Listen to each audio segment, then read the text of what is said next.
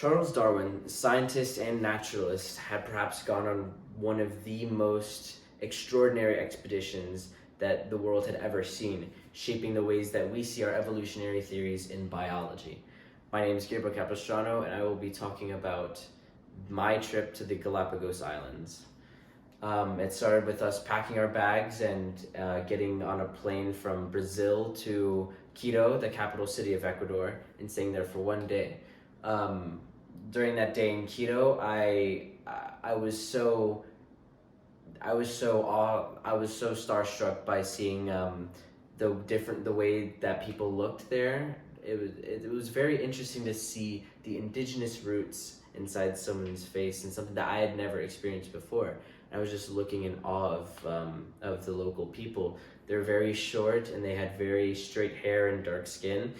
But it was the closest I had ever been to having that experience.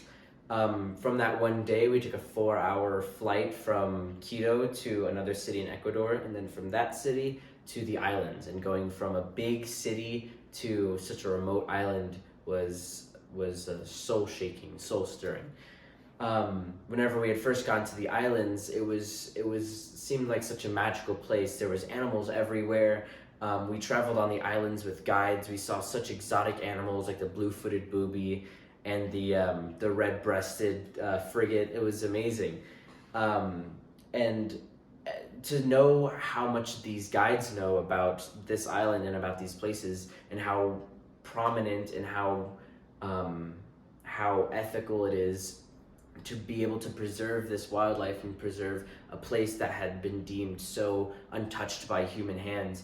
It was so interesting to see such a place exist, and some place that I had never known. I had always seen places, cities, and roads, but never an island that has been so isolated to itself and developing such amazing animals.